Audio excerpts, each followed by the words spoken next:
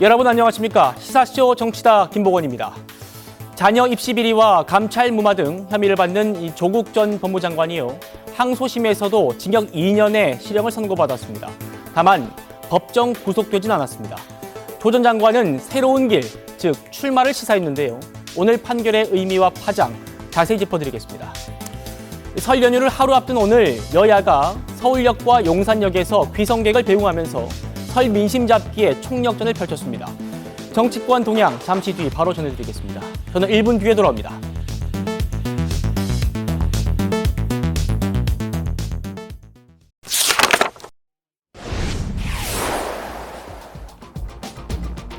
자, 오늘부터 설 연휴 시작하신 분들 계실 텐데요. 설 연휴를 하루 앞두고 한동훈 국민의힘 비대위원장 오늘 서울에서 연탄 나눔 봉사활동을 했습니다.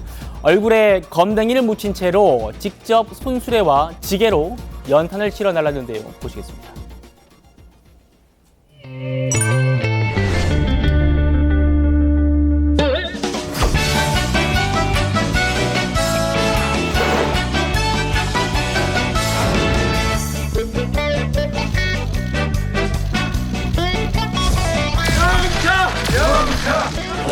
굉장히 잘 끓이십니다.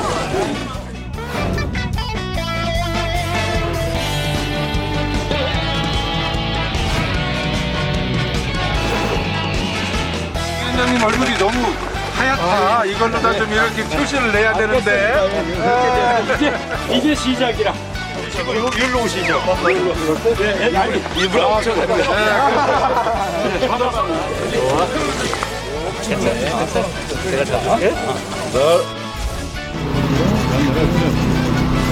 고생 먹는 건 행복한 것이라고.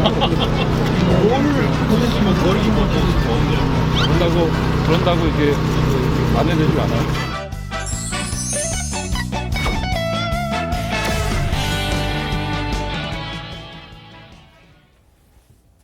보겠습니다. 한동훈 위원장 이렇게 자 얼굴에 연탄재를 이렇게 묻히고 주변에서 일부러 묻혀주기도 하고 또 일하다 보면 이렇게 자연스럽게 묻기도 하고 그래서 얼굴에 이렇게 연탄재가 묻은 그런 모습 보였는데요. 그리고 보시는 것처럼 손수레도 끌고요. 또 지게도 지는 모습 이렇게 볼 수 있었습니다. 실장님. 네. 한동훈 위원장이 정계 입문한 뒤에 제일 많이 웃었던 것 같은데 어떻게 보셨습니까? 네, 그렇습니다. 오늘 아마 가십성 기사들이 제일 많이 나온 날 같아요. 네. 한동훈 비대위원장의 발언도 그렇고 웃음도 그렇고.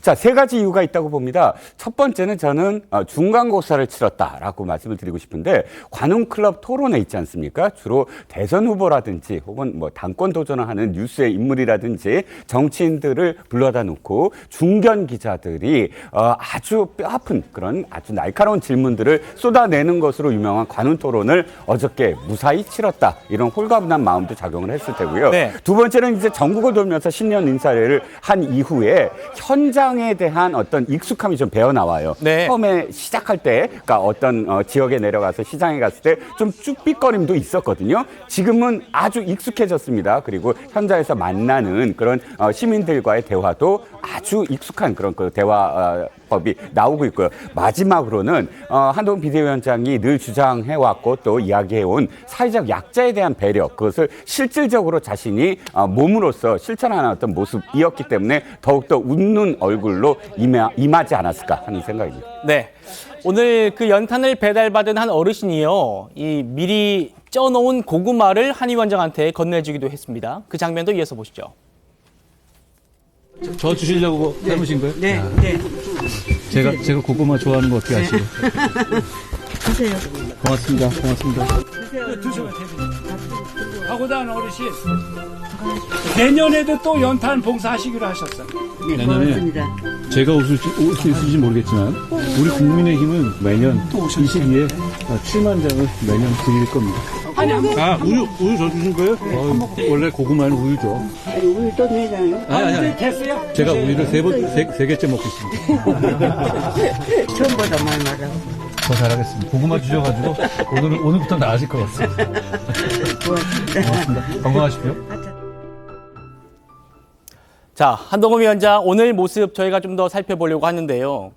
첫 번째 사진 이렇게 어묵을 나눠주는 그런 모습도 볼 수 있었고요. 이렇게 또 두 번째 군고구마 먹방도 했는데 이 군고구마를 연탄을 배달받으신 어르신이 이게 배달비다 그러면서 군고구마를 나눠주는 그런 모습도 있었습니다. 또 지역 민원도 경청했고요. 한동훈 위원장이 더 잘 챙겨드리지 못해서 죄송하다. 저희가 마음을 모아서 더 잘 챙기겠습니다. 이렇게 어르신들께 얘기를 했는데요. 김현주 대변인님, 영상 보셨지만 한동훈 위원장이 너스레가 좀 는 것 같아요.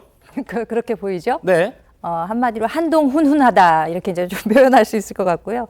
사실 뭐 그동안 한동훈 그 법무부 장관 시절에도 그렇고 최근에 비대위원장으로서도 그렇고 상당히 그 송곳 같은 모습들을 줄곧 보여오지 않았습니까? 특히 민주당 의원들과 맞설 때는 더욱더 좀 뾰족하다 이런 느낌을 받을 정도였는데 오늘 저렇게 시민 여러분들과 함께 훈훈하게 저런 모습을 그 연출하는 것 내지는 그간에 뭐 사인 요청하는 분들이나 셀카 찍어달라고 하는 시민들, 동료 시민들에게 대하는 모습을 보면은 참 좀 억지로 해내는 것이 아니라 진심이 묻어나는 그런 모습을 볼 수가 있습니다. 뭐 저도 과거에 그 팬들로부터 이제 사인 요청을 좀 받아본 사람으로서 팬싸. 네. 예.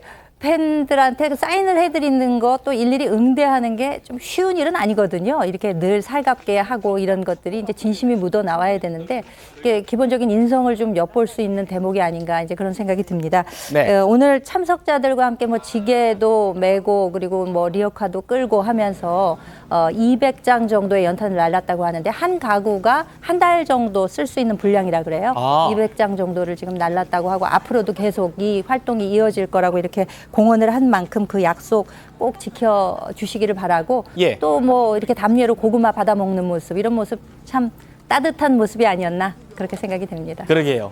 오랜만에 따뜻한 모습 저도 좀 흐뭇하게 봤습니다. 오늘 이 국민의힘이 배달한 연탄들은요. 원래 다른 데 쓰려던 돈을 어려운 분들을 돕는 데 쓰자 이렇게 해서 그 돈의 쓰임을 바꾼 거라고 합니다. 한 위원장 얘기 직접 들어보시죠. 우리 당에서는 외국 대사 분들이라든가 국내 어떤 주요 분들에게 작은 선물을 드려왔거든요. 선물을 드리는 것도 의미가 있겠지만 그것보다는 그 돈을 모두 어려운 분들을 위해서 쓴 것이 우리가 지향하는 세계와 철학에 맞다고 생각했습니다. 그래서 그 예산을 전부 연탄을 구매해서 기부하기로 결정했습니다. 한 7만 1,000장 정도 되는데요. 2,000장 정도를 오늘 저희가 옮기는 그런 봉사를 할 생각입니다. 실제로 1월 중순부터 한 4월 중순까지가 한 연탄 보릿고개라고 불린다고 합니다. 그만큼 이 어려우신 분들이 연탄이 없어가지고 좀 불편한 생활을 하시는 그런 기간인데 국민의힘이 이렇게 연탄 봉사활동을 했습니다. 그런데 들으신 것처럼 원래 그 연탄을 사려고 했던 그 돈이요. 국민의힘에서 주요 인사들한테 홍삼이든 이런 설 선물을 보내려던 돈인데 그걸 이제 연탄 사는데 쓴 겁니다. 국민의힘 관계자에 따르면 한 위원장이 선물 대신 연탄 사서 드리자 이렇게 얘기를 했다고 하는데 김상희 평론가님 어떻게 보셨습니까? 너무 잘했죠. 이 프로 제목이 뭐죠? 이것이 정치다. 예. 이것이 정치입니다. 정치 이렇게 하는 경쟁을 해야 되고요. 다른 당도 이런 걸 보고 경쟁에 나서야 되고 한동훈 위원장도 이것이 정치를 시작하는 초심으로 보이는데요. 초심을 잃지 않고 정치하셨으면 좋겠다. 그리고 그것이 국민들에게 진심으로 다가갔으면 좋겠다. 이런 생각이 듭니다. 네. 그늘진 곳에 빛을 조금이라도 비추는 일은 정치인들이 해야 되는 본령입니다. 그래서 너무 잘했다는 말씀을 드리고요. 뭐 이거에 더해서 제가 또 기대하는 부분을 바람을 말씀드리고 싶지만 칭찬하면서 그 분위기를 깨면 안 되니까 여기서 가름하겠습니다. 네, 알겠습니다. 교수님도 어떻게 보셨어요? 전체적으로 다들 이렇게 훈훈하게 지금 평가할 수 있는 네. 그런 분위기인 것 같아요. 여기다 대놓고 정치적 이슈를 대기하면서 이건 쇼 아니냐 이렇게 얘기할 수도 없는 노릇인 것 같은데 역시 중요한 것은 정치라고 하는 게 그 본질이 약자를 보듬고 약자의 눈물을 닦아주는 게 정치의 본질이라고 했을 때 우리 정치가 일회성 이벤트로 끝나는 것이 아니라 어떤 이런 명절이라든가 계기 때마다 약자를 찾아뵙고 또 위로하는 모습을 취하기보다는 민심을 살피는 정치가 좀 일상화됐으면 좋겠다. 그래서 그런 진정성과 참진성이 여야 할 것 없이 좀 누가 먼저 할 것도 없이 서민들에게 다가가려고 하는 노력으로 비춰지면 좋겠다는 생각입니다. 예. 오늘 연탄 나눔 봉사 현장 말씀하신 대로 우리 사회의 그늘에 계신 분들, 어려운 서민들을 돕기 위한 그런 취지였습니다. 그러다 보니까 최근에 스타벅스 서민 발언 아실 텐데 이걸 두고 야당이 거세게 비판을 했었죠. 여기에 대한 질문도 나왔는데요. 한 위원장 답변 들어보시죠. 한동훈 비대위원장은 어느 별에서 온 사람입니까? 지금이 어느 시대인데 스타벅스 얘기로 서민들의 가슴에 불을 지릅니까? 이거 서민 비하 아니냐는 의견들이 많은데 또 뭐라고 변명할지 궁금합니다. 이해 못하셨어요? 스타벅스가 비싸잖아요. 비싼 곳이고 많은 이익을 받아가는 곳이죠. 그런 곳이 경동시장이라는 시장 공간에서 입점해서 영업을 하면서 그 중에 나오는 이익의 상당 부분을 시장에 기부하는 것이잖아요. 그런 상생의 모델이 의미 있는 것이다 라는 말씀을 제가 드렸던 것입니다. 오늘도 굉장히 말을 길게 하는데요. 성의 있는 소통을 하다 보면 말이 좀 길어지게 되고 그 중에 일부를 잘라서 얘기하면 이런 식으로 억지 공격을 할 수도 있는 여지가 생긴다고 생각합니다. 저는 그럼에도 불구하고 그냥 제가 할 말을 소상히 상세히 드리는 걸 선택하겠습니다. 김 변호사님. 네. 한동훈 위원장이 경동시장을 찾았을 때 스타벅스는 서민이 가는 곳이 아니지 않냐 이렇게 뭐 또 얘기했다 그래서 보신 것처럼 야당이 비판했는데 한 위원장이 오늘 백불에서 얘기를 했습니다. 어떻게 들으셨어요? 아니 그때 말한 워딩 자체는 다 이해하고 있는 거 아니에요? 스타벅스가 사실 다른 데도 커피가 비싸죠. 사실 대학생, 청년층, 그 서민들이 한 1,000원, 2,000원 엄청 큰 돈이에요. 네. 그러면 스타벅스를 가기 전에 그보다 훨씬 싼 커피 판매하는 가게가 굉장히 많습니다. 예, 지금 저희가 화면 보여드리고 있는데 이 스타벅스가 기본 아메리카노가 4,500원부터 시작하고 뭐 M 브랜드, P 브랜드, 또 다른 M 브랜드는 1,000원에서 2,000원대 이런 가격을 분포하고 있거든요. 그래요. 그리고 저희 사무실 주위에 보면요, M 브랜드, P 브랜드 꽤 많아요. 거기는 굉장히 줄 서 있어요. 네. 그러면 스타벅스라는 하나의 문화긴 한데 좀 가격이 비싸고 또 커피와 관련해서도 상당히 호불호가 좀 갈립니다. 그러면 이런 곳을 서민들이 자주 갈 수 있는 곳이 아니다. 그런 취지로 얘기한 거 아니에요? 그런데 만약에 이거 자체를 정청래 의원이랄지 서영교 최고위원 그걸 민주당에서 공격하기를 서민 비하다고 얘기하잖아요. 서민들은 스타벅스도 마치 가서는 안 되는 것처럼 얘기했다는 거 아닙니까? 네. 그러면 이게 만약에 정치적 목적으로 비판을 하는 것인지 만약에 정치적 목적으로 비판하는 것이 아니다고 한다면 언어에 대한 이해력이 부족하다는 한계를 드러내는 거예요. 그럼 최고인데 다 저렇게 언어에 대한 이해력이 부족한 것인가? 그렇다고 하면 단체로 과외를 받아야죠. 국어에 대한 공부를 좀 해야 하는 거예요. 그런데 아무튼 그 한동훈 비대위원장의 얘기는 그거 아닙니까? 이게 좀 비싸고 가기 어려운 곳인데 네. 이 경동시장에 들어와서 뭔가 이 가진 걸 나눠 가지고 커피도 좀 싸게 팔고 그래서 상생의 모델로 이게 굉장히 좋은 모델이다. 이해다 이렇게 설명을 하는데 거기서 스타벅스와 관련된 서민 그거 한 가지만 가가지고 계속적으로 얘기하는 것 자체가 아무리 적에 대한 이제 공격이라고 할 수 있지만 이게 어느 정도 이제 합리적이고 근거가 있고 좀 들으면 이해할 수 있는 거 가지고 공격을 해야 하는데 저건 이제 꼬투리 잡아서 하는 저런 공격이 오히려 역풍을 불 거라고 봅니다. 네, 김상현 평론가님. 네. 그러니까 한동훈 위원장이 아니 스타벅스 실제로 비싸지 않습니까? 라고 이렇게 반문을 했습니다. 어떻게 들으셨습니까? 스타벅스 좀 비싸죠. 예. 그리고 서민들이 오는 곳이 아니다라는 표현이 정확히 맞지는 않아요. 제가 볼 때는. 왜냐하면 스타벅스라는 거는요, 금액보다는 사실은 이제 문화가 됐어요. 그래서 서민이어도 스타벅스를 갈 수 있으면 가시려고 하고 가죠. 근데 이 말을 했다고 해가지고 취지가 어긋날 정도는 전 아니라고 보거든요. 네. 서민이 오는 곳이 아니다라는 뜻은 사실은 조금만 생각해 보면 서민들이 오기에는 조금 부담스러울 수 있는 곳이다. 뭐 이 정도로 그냥 들어주면 되는 거예요, 사실은. 그래서 네. 이게 전체적인 행사의 취지를 그렇게 무너뜨릴 만한 건 아닌데 이걸 가지고 굳이 정치적으로 공격하는 것은 제가 볼 때는 득점하기가 그렇게 좋은 포인트는 아니었다는 생각이 듭니다. 네. 한동훈 위원장도 자기 취지는 다 전해졌는데 이거를 좀 잘라가지고 혹시나 왜곡되지 않도록 말 조심하겠다 이렇게 얘기했으니까요. 좀 더 지켜보시죠. 네. 그리고 오늘 내일이죠. 내일 본격적인 설 연휴 시작을 앞두고 여야 지도부가 일제히 귀성길 인사에 나섰습니다. 한동훈 위원장은 서울역으로, 이재명 대표는 용산역으로 향했습니다. 영상으로 만나보시죠.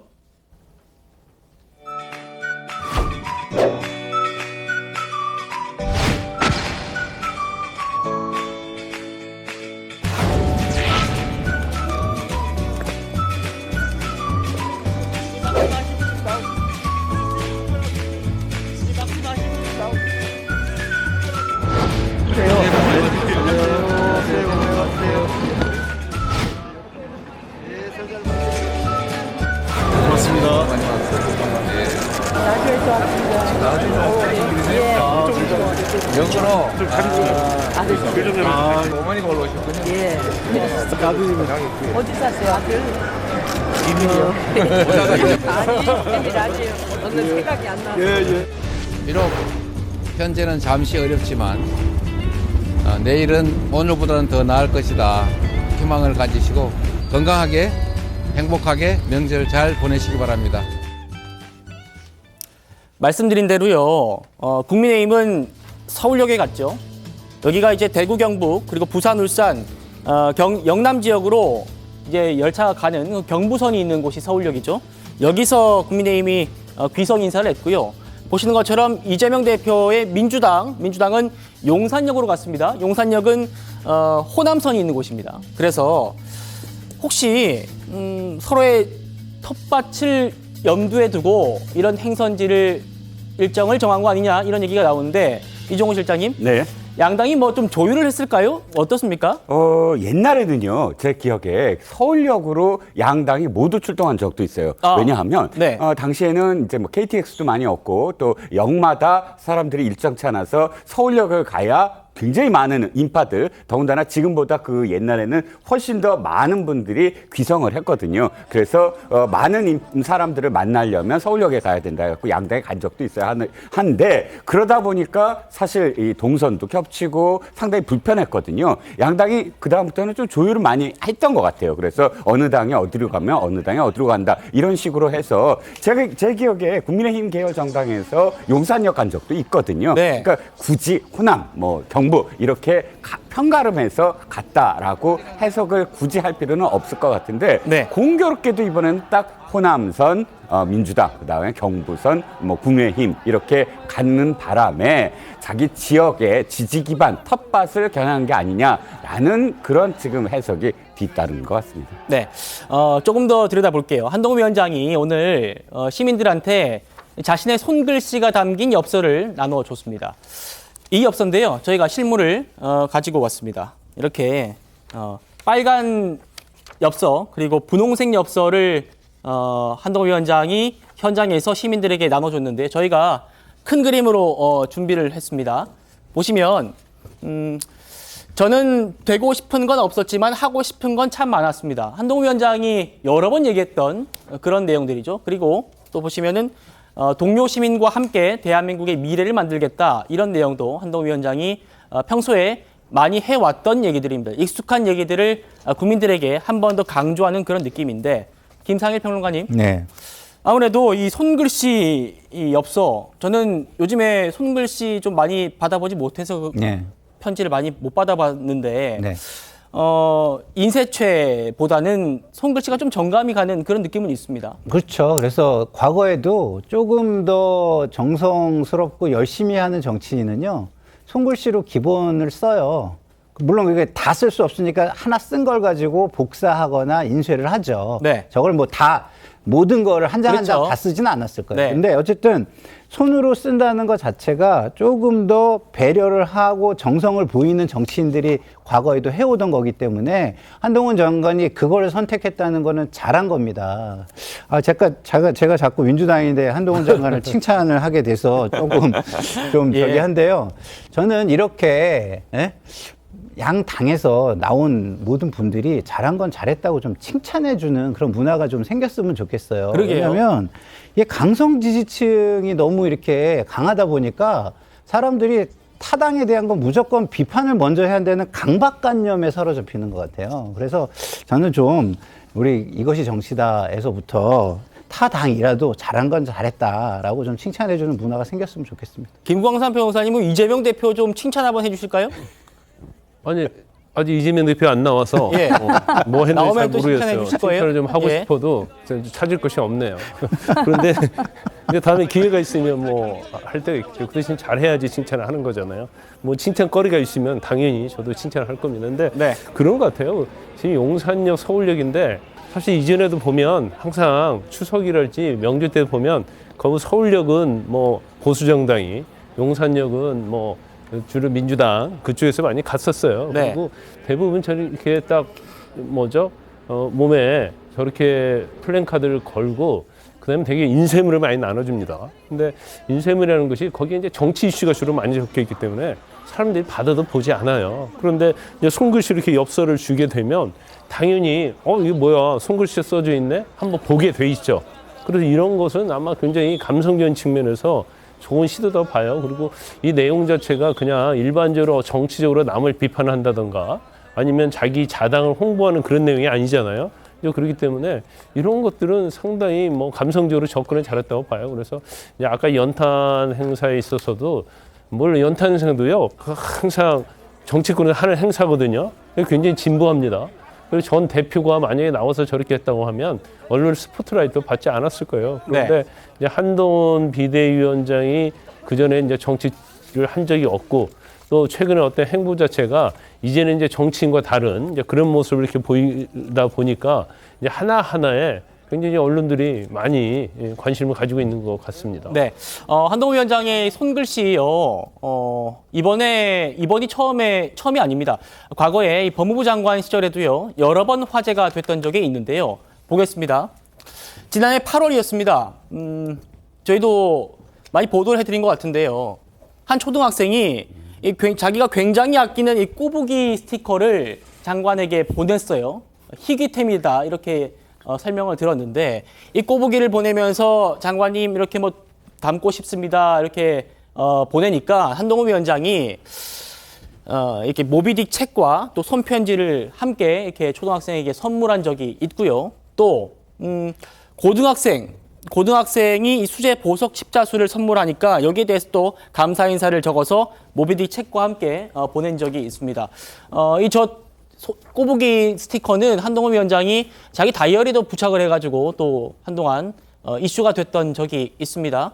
김현주 부대변인님, 요새 좀 손편지 잘 안 쓰는 추세는 맞는데 한 위원장이 손편지로 좀 뭔가 다가가는 그런 모습들 많이 보였습니다. 어떻게 보셨어요? 뭐 흔히 요즘에 뭐 레트로 감성이라고 하나요? 이제 그런 것들을 담기도 한 것 같고 또 실제로는 그 마음에 좀 정성을 표현하고자 한 것이 아닌가 싶습니다. 사실 뭐 기차역이라고 하면 누구나 그 기차 시간에 맞춰서 다 뛰기 때문에 설 명절 인사를 하고 싶어도 시간이 많지는 않을 텐데 거기에 이제 마음을 담아서 손글씨로 편지를 보내게 되면은 이제 그걸 보시는 분들이 설 느낌도 더 받으시고 또 정성을 느끼실 수 있지 않을까 싶은데 네. 아까 저 이제 꼬부기 얘기도 그렇고 또 예비 고1 학생한테 또 모비딕 책 선물하면서 거기에다 손편지를 이제 썼다는 거 아니겠습니까? 네.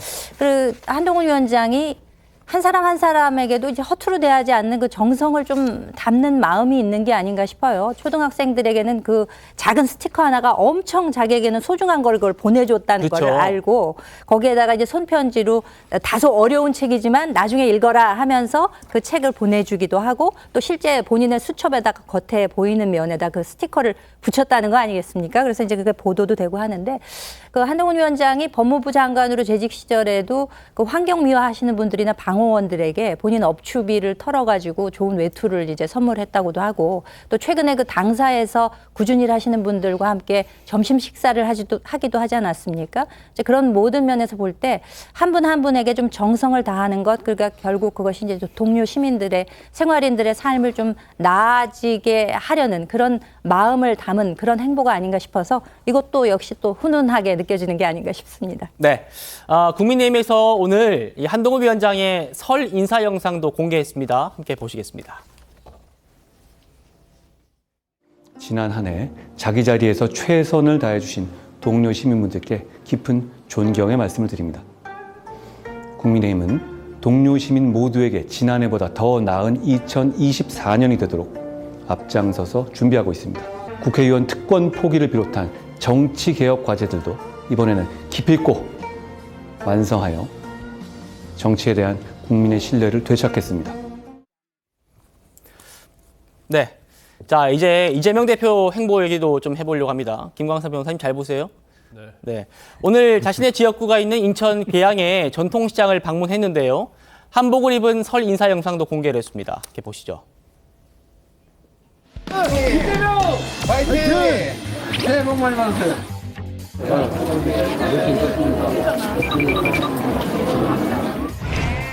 사실상 영수회담은 좀 거절했는데. 안녕하세요. 이재명 화이팅!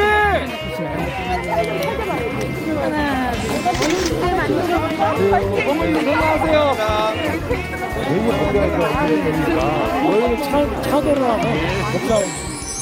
고물가, 고금리로 먹고 사는 것도 힘든데 혹시 전쟁 나는 것도 아닌지 불안하기까지 합니다. 민주당이 하겠습니다.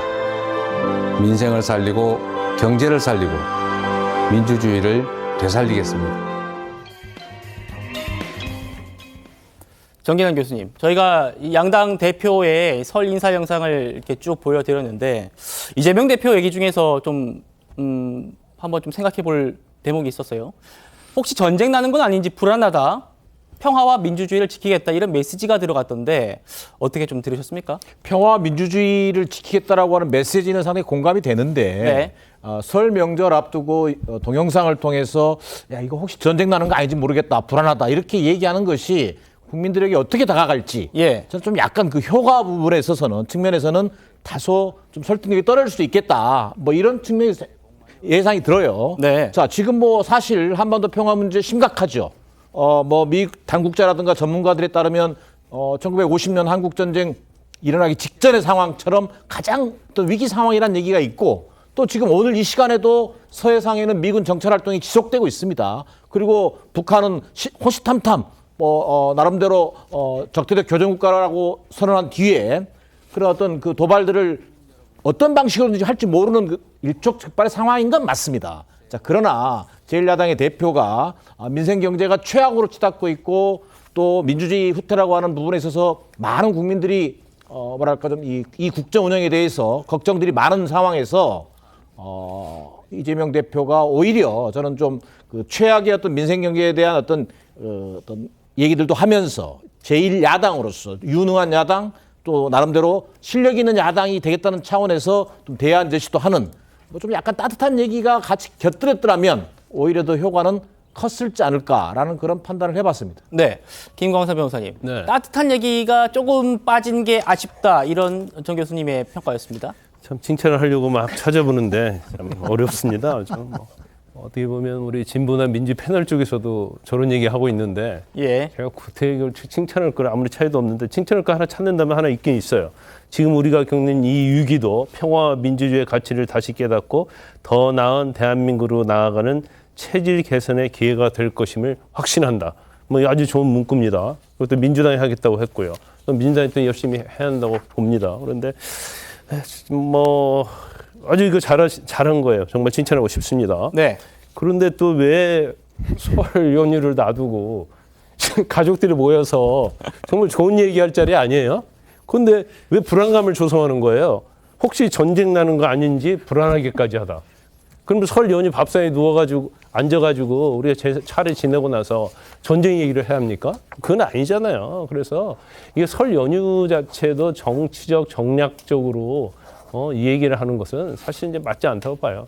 우리 아까 그 한동훈 비대위원장이 얘기할 때는 사실 이제 다 뭐 만장일치 저를 칭찬하지 않습니까? 네. 그 거기에 써진 엽서의 내용, 그러면 그 다음에 한동훈 비대위원장의 설한 그 영상 이런 것이 너무 대비가 되잖아요. 그러니까 이게 꼭 정치적으로 상대방을 공격한다고 그래서 국민이 지지하고 그런 건 아니거든요. 그래서 좀 더 좀 감성적인 부분, 이제 그런 부분에 있어서는 이제 민주당에서 좀 전략적으로 총선을 놔두고 좀 많은 걸 검토를 해야 한다 이렇게 봅니다. 네. 이재명 대표의 지역구 인천 계양구에서는요, 벌써부터 원희룡 예비 후보와 또 이재명 대표 측이 현수막을 두고 신경전을 벌이고 있다고 합니다. 여기 나와 있는 것을 소개를 좀 해드릴 텐데요. 이게 이제 이재명 원희룡 예비 후보의 선거 현수막입니다. 자기 사무소에 이렇게 크게 걸었는데, 이게 빨간 바탕에다가 평소에 좀 보지 못했던 형태의 그런 선거 현수막입니다. 그래서 이게 또 좀 특이하니까 좀 물어봤는데요. 원희룡 측 관계자에 따르면은 이재명 대표 사무소에서 잘 보이도록 만들었다 이렇게 얘기하면서요. 정치 생명을 걸겠다는 강한 의지를 담았다. 뭐 이렇게 얘기했다고 합니다. 이재명 대표 측은 여기에 대해서 뭐 크게 관심 없다 이렇게 얘기를 하는 것 같은데, 여기 이렇게 돼 있어요. 원희룡 후보의 사무실 그리고 이재명 대표의 사무실이 불과 100m밖에 떨어지지 않았다고 합니다. 원희룡 그 장관의 사무실과 이재명 대표의 사무실이요, 아주 잘 보이는 그런 상황이라고 하는데, 실장님, 이종호 실장님, 네. 원희룡 후보의 저 특이한 현수막 좀 어떻게 좀 보셨습니까? 일단 원희룡 후보, 아직 후보라고 부르기는 그렇죠. 전 장관의 네. 지금 사무실이 100m 정도 떨어진 곳, 그러니까 이재명 대표의 사무실과 100m 떨어진 곳에 입주를 했다라는 기사가 나올 때부터 이건 도발이다라고 해석을 했고요. 그리고 실질적으로 어떻게 도발을 시작을 할까라고 궁금해했는데, 현수막부터 전쟁을 시작을 했습니다. 현수막 호불호가 갈리는 것 같아요. 일단 이렇게 현수막을 건 어떤 이유, 또 찬성하는 쪽에서는 강렬하다. 어차피 지금 원희룡 전 장관은 계양에 적을 두고 있지 않았던 사람이고 또 인연이 그렇게 크지 않습니다. 그러면 계양구 주민들에게 자신이 이곳에 왔다는 것을 확실하게 인지도를 높여야 되거든요. 그러면 이렇게 이 현수막을 통해서건 아니면 앞으로 어떤 또 다른 어떤 소통을 통해서건 자꾸 주목을 받아야 되고, 주목을 받는 데 있어서 이렇게 전혀 다른 패턴의 어떤 현수막을 걸겠다라는 의도 충분히 이해가 가는데, 또 반대하는 측에서는 너무 너무 지나치게 강렬하다. 그러니까 실질적으로 빨간색의 후보의 얼굴이 이렇게 음영으로 표시되면서 후보 자체의 얼굴이 도리어 좀 묻어가는 게 아니냐. 그리고 원희룡을 이응과 원과 그다음에 원형과 그다음에 희자의 룡을 완전히 그림으로 그렸는데, 예. 젊은 세대들에겐 바로 인지가 되겠지만, 그러나 어느 정도 나이가 드신 어르신들에게 이 원희룡이라는 이미지로 지금 표현한 것이 어떻게 다가갈까라고 고개를 갸웃하는 그런 목소리도 나오고 있어요. 알겠습니다. 여기서 여론조사 결과 저희가 몇 가지 소개해 드리려고 합니다. 보겠습니다. MBN이 넥스트 리서치에 의뢰해서 실시한 조사인데요. 2024년 올해 2월 5일부터 6일 양일 동안 실시한 조사입니다. 여기서 한동훈 국민의힘 비대위원장의 지지도가, 차기 대선 양자 대결 지지도가 42%가 나왔고요. 이재명 대표는 36%로 나왔습니다. 아직 오차 범위 내에 있다는 점은 한번 짚어드리겠습니다. 다음 시지요. 네, 정당 지지도인데요. 이건 이제 엠브레인 퍼블릭 이제 네 개의 회사가 함께 조사를 한 그런 조사입니다. 국민의힘의 정당 지지도가 1월 둘째 주에 30이었는데 2월 둘째 주에 한 달 만에 37%로 7%포인트가량 상승했고요. 그리고 민주당의 지지도는 1월 둘째 주에 33%에서 한 달 만에 30%로 3%포인트 소폭 하락한 그런 모습을 볼 수 있습니다. 네, 그리고요. 총선에 대한 인식인데요. 정부 여당을 지원해야 한다. 여당에 좀 힘을 실어주는 그런 응답이 1월 둘째 주에 39%에서 넷째 주, 2월 둘째 주까지 좀 상승 추세를 이어가면서 지금 47%를 기록했고요. 민주당을 지원해야 한다, 정부 여당을 견제해야 한다, 이런 응답은 1월 둘째 주에 50에서 지금 2월 둘째 주에는 44%로 조금 이렇게 하락하는 추세를 보이고 있습니다. 김광삼 변호사님, 지금 이 추세에 대해서는 좀 어떻게 좀 평가할 수 있을까요? 우리가 이제 여론조사는 이제 추세라는 얘기를 많이 하잖아요. 네. 그런데 이제 얼마 전까지만 해도 이제 한동훈 비대위원장하고 이재명 대표가 뭐 동률이 나오는 그런 여론조사 있었죠. 전에 이 얘기 한 적이 있는데. 근데 지금 여론조사에서 이제 오차 범위긴 하지만 오차 범위 내에서 한동훈 비대위원장이 좀 더 높게 나온 경우는 아마 저희 기억은 처음인 것 같습니다. 그리고 그다음에 민주당이랄지 국민의힘의 어떤 지지도랄지 그다음에 정부를 심판해야 하느냐 아니면 견제해야 하느냐 이거에 관련해서도 야당을 견제해야 하느냐 이거에 있어서도 이제 추세는 뭐 국민의힘 쪽에 굉장히 유리하게 돌아가는 것 같다 이런 생각이 들어요. 네. 그런데 우리가 지난주에도 아마 그런 얘기를 했을 겁니다. 왜 한동훈 비대위원장의 지지도는 올라가는데 국민의힘의 지지도는 제자리냐 답보냐 이런 얘기를 많이 했었는데 그때 제가 이제 그런 얘기를 했죠. 국민의힘에 대해서는 이제 한동훈 비대위원장에서는 지지도가 올라가는데 국민의힘이 답보 상태에 있는 것은 한동훈 비대위원장과 국민의힘을 동일시하지 않기 때문에 디커플링이 일어난다. 그런데 이후에는 이제 한동훈 비대위원장과 국민의힘하고 같이 보게 인식을 하게 되면 사실은 국민의힘의 어떤 지지도가 올라갈 것이다. 제가 그런 말을 한 적이 있는데 네. 이제 그런 부분이 좀 인식되고 있다 이렇게 봅니다. 그래서 여러 가지 오늘 그 본 여론조사 자체는 제가 볼 때는 한동훈의 효과라고 보고요. 그다음에 한동훈의 효과라는 것이 이제 여러 가지가 있지만 최근 들어서 이제 공천과 관련해서도 상당히 합리적으로 하고 있다는 것이 아마 여론의 좀 추이인 것 같아요. 네. 그래서 어떻게 보면 국민의힘 입장에서 보면 또 한동훈 비대위원장 입장에서 보면 상당히 이제 고무적인 여론조사가 나오고 있지 않나 싶습니다. 알겠습니다. 변호사님 말씀 중에서 이제 오차 범위 내에서 어디가 좀 높다 이런 말씀을 좀 주셨던 것 같은데 오차 범위 내에는 우열이 없기 때문에 저희가 한 번 더 짚어드리도록 하겠습니다. 저희는 조국 전 장관 얘기 한번 해보겠습니다.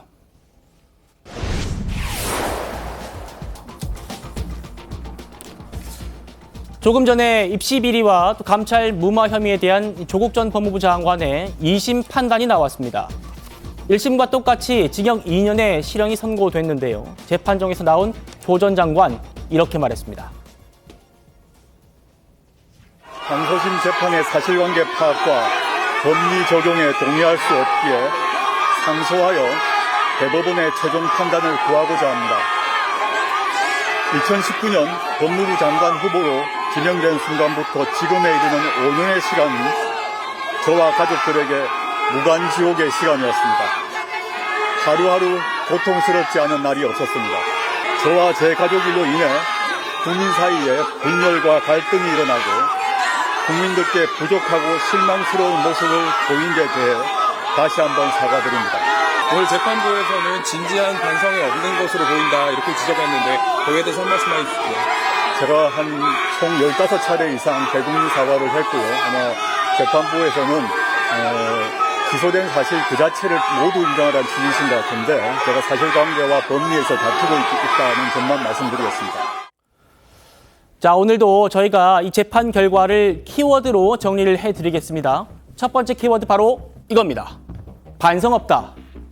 재판부는요, 1심 판단과 똑같이 징역 2년의 실형을 선고하면서요, 범행을 인정하거나 반성한 태도를 보이지 않고 있다. 이렇게 보았습니다. 재판부 얘기입니다. 조국 전 장관은 범행을 인정하지만 진지한 반성을 하고 있지 않다. 이렇게 얘기를 하고 있습니다. 김현주 대변인님, 제가 알기로 그 조국 전 장관이 몇 차례 사과를 하긴 한 걸로 아는데 재판부 얘기를 보면 범죄 사실이 인정되지 않는 사과, 그러니까 내가 이 범죄를 저질렀다는 것을 인정하지 않는 그런 사과는 진지한 반성이라고 보기 어렵다 이러면서 배척을 했습니다. 어떻게 보셨습니까? 그리고 1심 결과 나왔을 때 이제 항소해서 2심에서 다투보겠다라고 얘기를 했는데 오늘도 역시 2심 결과를 놓고 대법원에서 다투겠다라는 이야기를 했습니다. 1심과 2심에서는 사실관계를 다루지만 대법원에서는 이제 법률심이기 때문에 이 결과가 크게 뒤집히지는 않을 것으로 보이는데도 불구하고 본인이 그 형법 교수였기 때문에 가장 잘 알고 있을 텐데도 불구하고 또 대법원에서 다투겠다라는 태도를 보인 것부터가 일단 반성이 없다라고 보이는 것이고요. 그리고 지금 본인이 얘기를 했습니다. 사회의 분열과 갈등을 야기하고 부족하고 실망스러운 모습을 보여드린 점에 대해서는 사과하는 듯 하지만 지금 재판부에서조차도 진지한 반성이라고 볼 수 없다는 점을 지금 그 양형에 담았다고 할 수 있는 거 아니겠습니까? 그러니까 실형이 나왔는데도 불구하고 본인은 과거 15차례나 사과했다라는 이야기를 하고 있어요. 네. 과연 15차례나 사과를 했었는지 잘 기억이 나지 않는 면도 있고, 그리고 아직까지도 검찰 독재에 관한 이야기를 하고 있습니다. 어제 그 한동훈 장관의 그 관훈클럽 토론회에서도 이재명 대표에 대해서 검찰 독재 이 이야기가 나왔습니다만 과연 지금 검찰 독재가 있다면 조국 교수가 오늘도 2심에서 상당히 그 법정 구속이 될 것이라는 예측이 많았음에도 불구하고 피고인의 방어권을 보장하는 차원에서 구속은 되지 않았단 말입니다. 네. 그렇다면 이 상황을 검찰 독재라고 과연 할 수 있을까요? 본인의 과거 저지른 잘못에 대해서 진정한 사과가 없이 아직까지도 검찰 독재에 운운하고 있는 이 모습에서 이제 결국 대법원에 가도 비슷한 결과가 나오지 않을까라는 예측을 해보게 됩니다. 네, 대법원 판단까지 받아보겠다. 조국 전 장관의 얘기입니다. 그래서요, 저희가 1심 선고 이후에 조 전 장관이 그동안 어떤 태도를 보여왔는지 찾아봤습니다. 보시겠습니다. 부산대 내에서 그 조사위원회가 열렸는데 동양대 표창장은 입시에 영향을 안 줬다. 그 다음에 저희 딸내미 때문에 다른 학생이 뭐 떨어진 적은 없다. 뭐 이렇게 조사 결과가 나왔던 것 같습니다. 제가 장관 후보로 지명된 후 기회가 있을 때마다 여러 번에 걸쳐 대국민 사과를 한 바 있습니다. 자식들은 많은 고민 끝에 문제된 서류와 연결된 학위와 자격을 모두 포기했습니다. 저는 만신창이 가족을 챙기며 과거와 현재를 성찰 중입니다.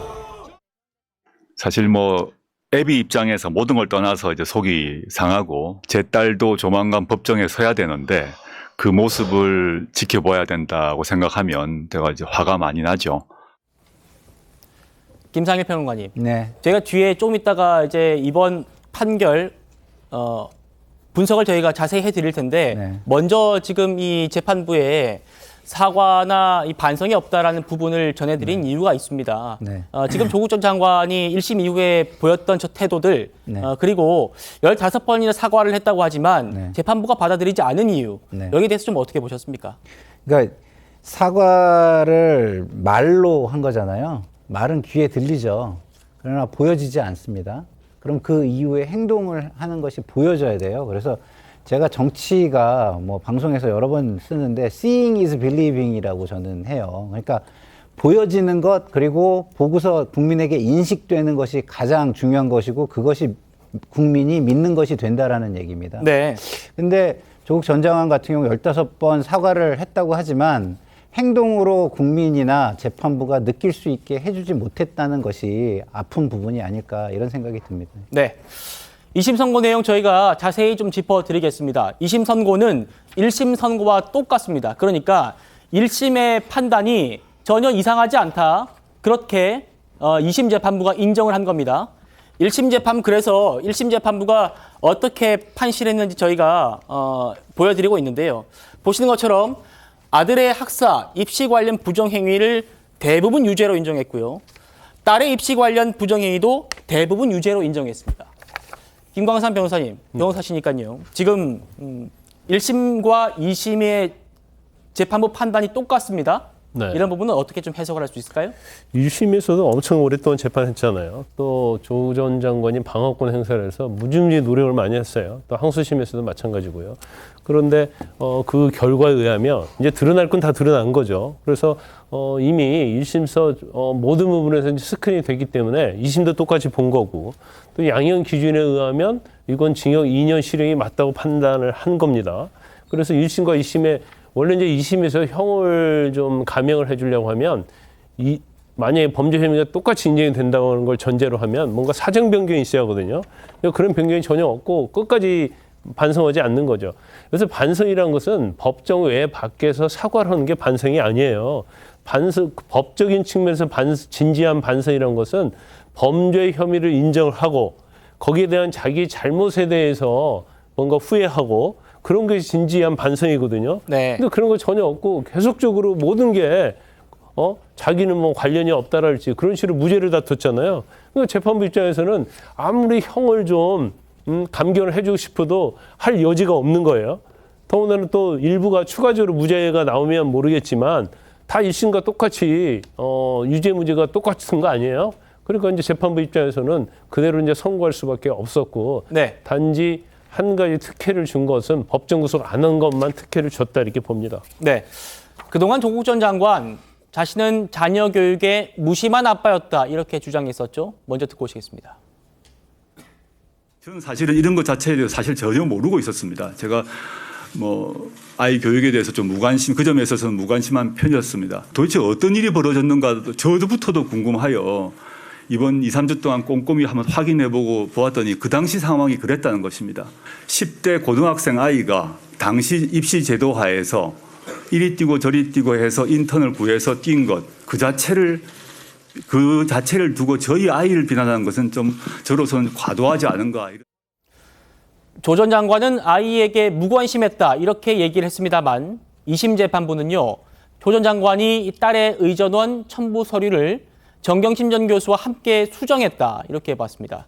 이종호 실장님. 네네. 그렇습니다. 네. 지금 말씀하셨듯이 그것은 증거가 있거든요. 재판부에서 정황만 갖고 이것을 판결한 것이 아니라 컴퓨터 하드 드라이브에 있었고 그리고 동일한 것이 지금 조국 전 장관에게도 발견이 된 겁니다. 그래서 그것을 조각조각 그런 증거들과 증언들을 연결한 결과 조국 전 장관이 지금 인사청문회에서 이야기했던 것과는 정반대로 자녀들의 입시와 또 자녀들의 예를 들어서 그런 의사 면허와 관련된 모든 부분에서 직접적으로 관여한 부분들이 드러났다는 겁니다. 모든 부분이라는 건 제가 13가지의 어떤 그런 혐의 중에 7대 허위 경력과 관련돼서 일부에서 확실하게 증거가 있었다는 재판부의 어떤 판결이고요. 네. 지금 조국 전 장관의 이런 선고와 관련돼서 국민들이 분노를 하는 건 바로 조국 전 장관이 이것을 변명하기 위해서 거짓말을 했다라는 부분이거든요. 거짓말처럼 느껴지는 부분이 굉장히 많습니다. 이날의 인사청문회에서도 자신의 입으로 이렇게 했어요. 제가 관여한 바 없습니다. 이렇게 얘기했거든요. 그러니까 지금 재판부가 이야기하는 대로 관여한 증거가 이렇게 드러나는데도 불구하고 그 전에 이렇게 말을 계속 바꿔가면서 자신을 변명한 행위 이런 점에 있어서 국민들이 여전히 조국 전 장관에 대해서 분노를 느끼고 있는 어떤 대목이라고 할 수가 있겠죠. 네.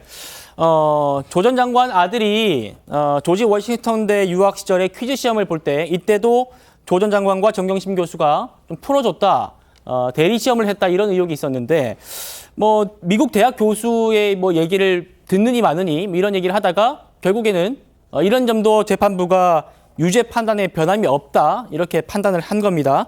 그런데 이렇게 유죄가 계속 인정되고 있는데 어떻게 법정 구속을 면할 수 있었는가? 여기에 대한 또 의문이 따르고 있습니다. 김상희 평론가님. 네. 어떻게 보셨습니까? 2년 실형이 그대로 유지가 됐는데도 법정 구속은 면했다. 글쎄요, 저는 변호사가 아니라 사실은 김광삼 변호사님께 질문하시는 게 제일 나을 것 같은데 이 가족이 사실은 그렇습니다. 전부 다 사실은 법의 그 죄가를 지금 받고 있는 상황은 맞거든요. 그러면 법도 그런 부분은 일정 부분은 좀 감안을 해주지 않겠습니까? 그래서 제가 볼 때는 정경심 교수가 어떤 법의 심판을 받은 것, 그 다음에 자녀들이 지금 심판대에 올라가 있는 것 등등을 조금 감안해서 법정 구속, 바로 구속하는 것까지는 조금 면한 것 아닌가. 그래서 좀 아까 우리 김광선 변호사님께서 말씀하신 대로 그거 하나만은 좀 좀 선처를 했다 이렇게 말씀을 하신 거죠. 네, 정진환 교수님. 내가 일반인 상식에 의거해서 판단을 해보자는 취지로 비법률가이신 두 분께 여쭤보는 거예요.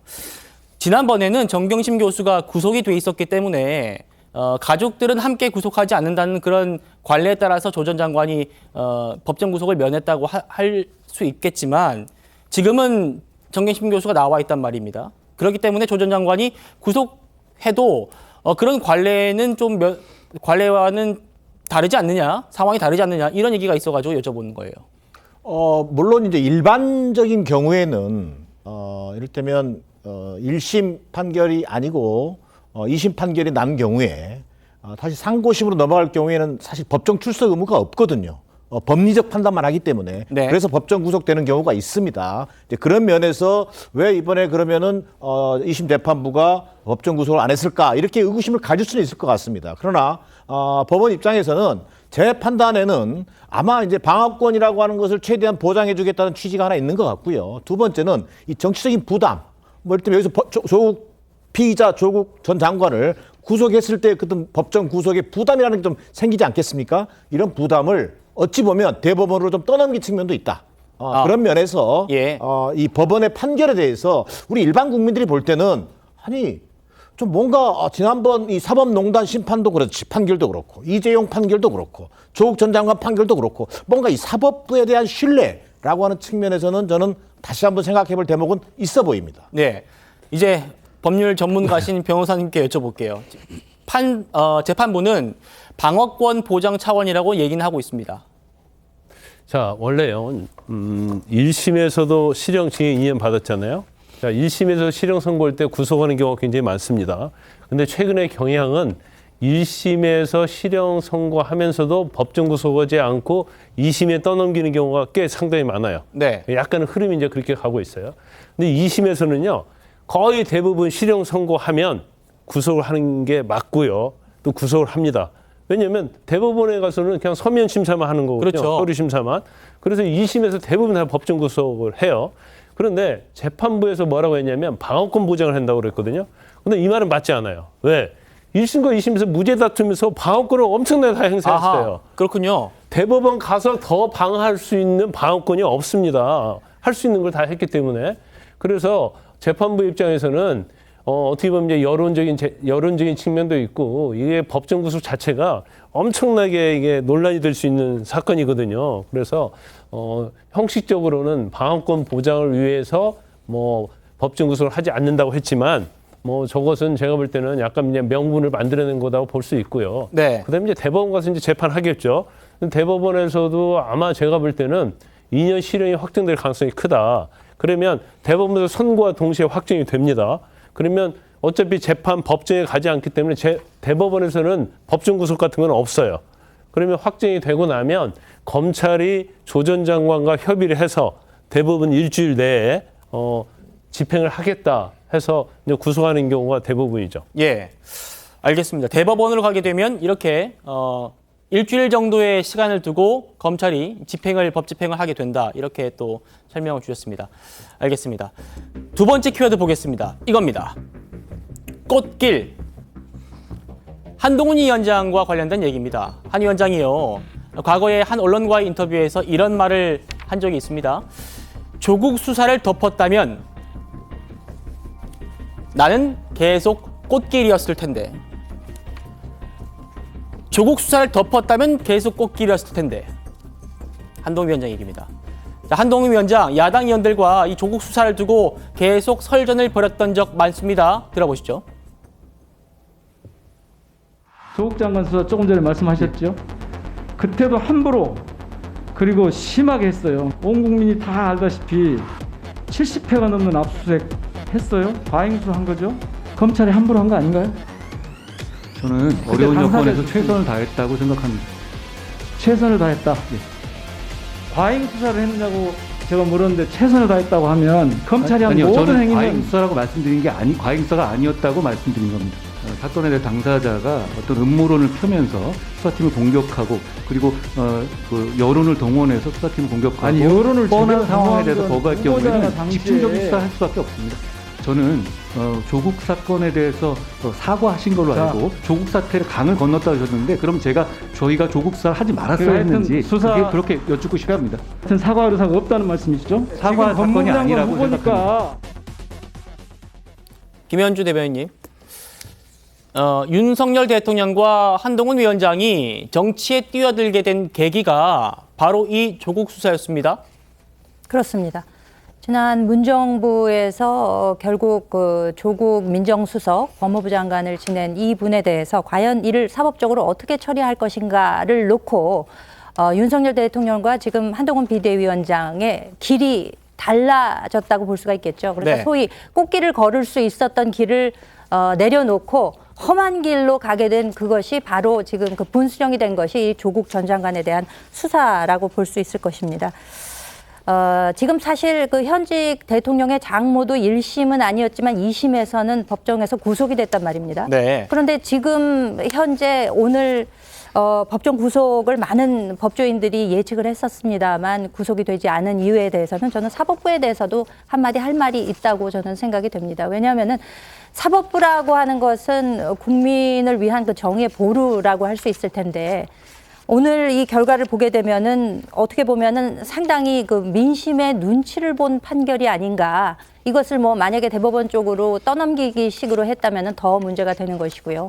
그렇기 때문에 일반적인 관점에서 관리에 따라서 법정 구속이 되었어야 하는 것이 마땅하다라는 이 의견을 내놓는 분들이 많음에도 불구하고 지금 과거 그 한동훈 비대위원장과 윤석열 대통령이 정말 꽃길을 택하지 않고 오늘날에 이르기까지 하고 온 결과가 오늘의 2심 판결 결과라고 생각해 볼 때는 과연 오늘의 그 법정 구속 없음 이것에 대해서도 사법부에는 뭔가 한마디 해야 되지 않은가. 국민의 입장에서는 그렇게 생각이 됩니다.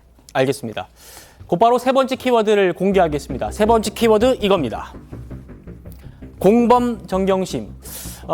조 전 장관과 공범으로 함께 기소가 된 사람이 정경심 전 교수인데요. 아까 언급해드렸습니다만 이 정경심 전 교수 이번에 감형을 받아서 집행유예가 선고가 됐습니다.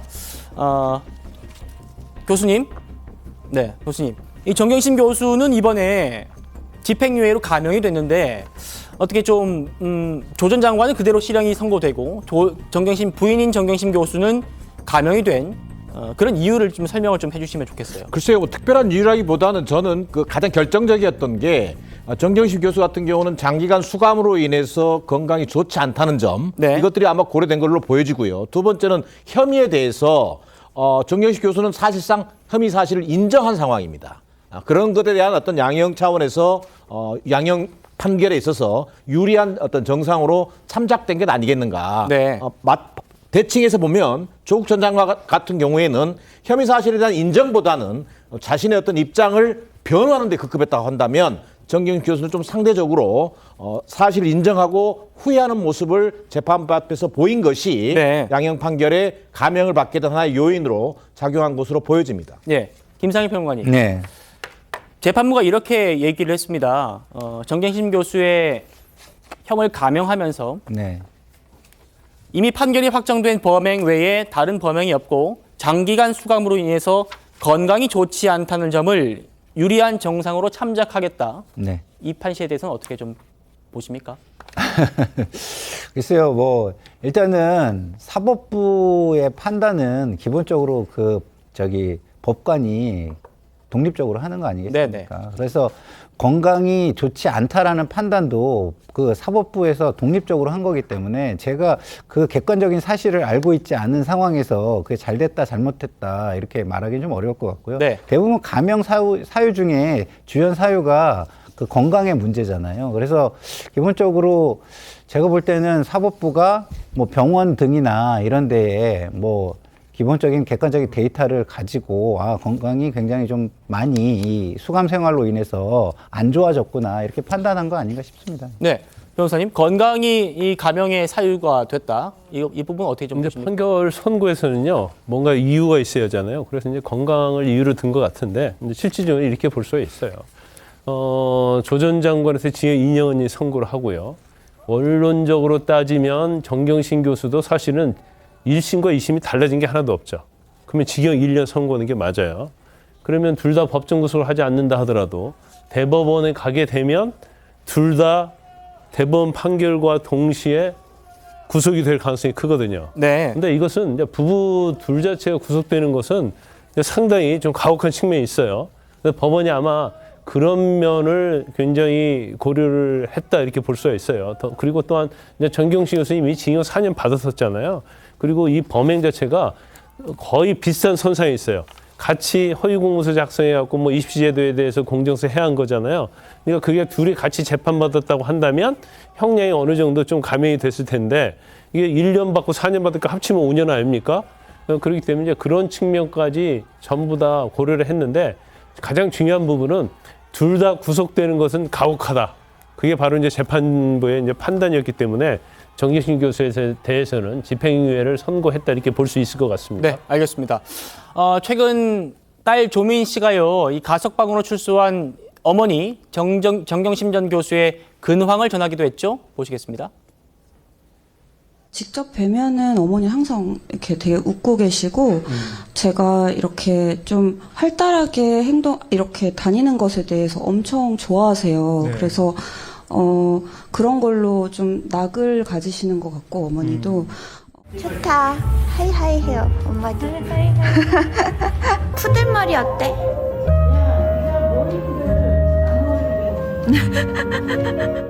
아, 좋다. 여기 거실이다. 아, 신난다. 커튼 쳐줘. 엄마가 커튼 쳐줘. 그래? 응. 뷰 너무 예쁜데?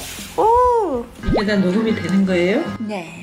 엄마이가 엄마 말하는 것만으로도 한 분량이 나오겠네. 그래? 웃겨가지고. 나의 평소의 모습일 뿐이야. 나는 딸내미 낳고 싶은데. 나도. 손주딸이 좋아. 나는 항상 엄마 생각을 좀 하는 것 같아. 심지어 너까지도. 심지어 너까지도는 뭐야? 자, 마지막 키워드 공개하겠습니다. 바로 이겁니다. 금 배지? 이 국회의원 배지인데요.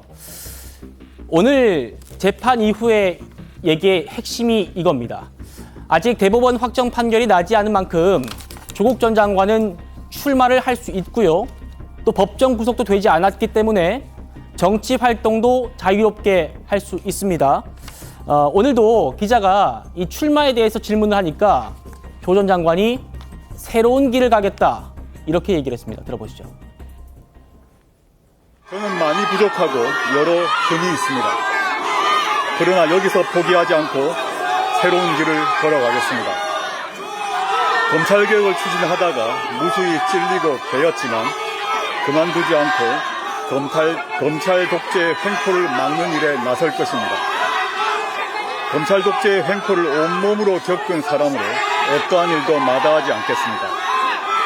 국민들의 의견을 폭넓게 수렴하고 매서운 비판도 기꺼이 감수하겠습니다. 총선에는 나가실 생각이신가요? 지금 제가 말씀드릴 수는 없는데 오늘 또는 뭐 조만간 저에 대한 입장을 공식적으로 표명할 시간이 있을 것으로 보고요. 제가 대법원 판결을 앞두고 제가 개인적으로 특별히 할 일은 없을 것이라서 대법원 판결 전에 제가 할 수 있는 모든 일을 다하겠다라고 말씀드리겠습니다. 이종훈 실장님. 네. 조 전 장관이 법정 구속도 면했고요. 네. 자유롭게 정치 활동할 걸로 보입니다. 오늘 이 새로운 길 얘기하면서 한 얘기들 보면요. 네, 그렇습니다. 오늘 항소심에서 판결을 내린 것이 저는 결과적으로는 사법부가 마치 조국 전 장관의 출마의 길을 열어줬다 이렇게 표현을 하고 싶을 정도로 조국 전 장관 이 법원을 나오면서 기자들 앞에서 써놓은 지금 가슴에서 꺼내는 써놓은 그런 그 출사표 거의 출사표라고 할 수 있는 그런 출마의 변을 지금 늘어놓은 것 같습니다. 보면 키워드가 길이에요. 길 얘기가 굉장히 많이 나옵니다. 새로운 길을 가려고 한다. 가고자 하는 길을 말하겠다. 새로운 길을 만들어 가겠다. 또 국민이 원하시는 가라시는 길로 가겠다. 이 길이 어떤 길인지 모두 다 알고 있죠. 바로 출마를 하겠다. 당을 만들겠다. 뭐 이런 이야기인 것 같습니다. 국민들이 어떻게 받아들일까요? 굉장히 불편합니다. 왜 불편하냐 하면 이제 민주당이라든지 혹은 어떤 진영에서도 자신이 사법적인 어떤 리스크가 있을 때 정당을 만들거나 아니면 국회의원이 되거나 하면 자신이 이제 새로운 어떤 명예를 회복하는 길이다라는 그런 케이스를 만들어 나가는 것 같아요. 좀 비근한 예로 사실 김경수 경남도지사, 옛날 경남도지사도 마찬가지였습니다. 당시 드루킹 사건으로 자신이 기소되고 바로 재판을 받아야 되는데도 불구하고 경남도지사에 출마를 해서 봐라, 나는 유권자들한테 이미 이렇게 판단을 받았다 하고 지금까지 대법원 확정 판결 이후에도 자신의 죄를 인정하지 않지 않습니까? 마치 조국 전 장관도 오늘 썼습니다. 재판부도 표현을 했지만 뭐 15번이나 사과를 했다고 하지만 이렇게 해요. 검찰의 횡포로 누구보다 자신이 온몸으로 겪었다. 이것이 지금 15차례 사과하는 그 사람의 어떤 표현입니까? 자신은 죄가 없다라고 지금도 역사를 하고 있잖아요. 그렇기 때문에 조국의 좀 전에 그 조국의 장관의 딸도 그렇고 딸이 유튜브 하는 모습, 또 조국 전 장관이 이렇게 나서서 출마하겠다고 나서는 모습, 신당 만들겠다고 나서는 모습, 이런 것들이 국민들이 어떻게 바라볼지, 국민들의 마음은 저는 대단히 불편하게 느껴졌을 거라고 봅니다. 자, 정기남 교수님, 그러니까 조국 전 장관이 지금 뭐 혐의를 벗은 것도 아니고 실형을 선고받고 나와서 지금 이종근 실장이 말씀하신 것처럼 마치 총선 출사표를 던지는 듯한 그런 얘기를 했단 말입니다. 어떻게 보셨어요? 글쎄요, 뭐 지금 자료 화면만 본다면 오늘 무죄를 선고받은 것 같은 기세예요. 물론 그 2심 결과 징역 2년이라고 하는 실형을 확정받았고 또 상고심에 이제 가게 될 텐데, 저는 뭐 무죄 추정의 원칙이라는 것이 적용되니까 뭐 당연히 출마의 자유도 있고 또 당을 만들 자유도 있다고 생각합니다. 그러나 역시 국민들에게 비춰진 조국 전 장관의 이미지는 무엇일까?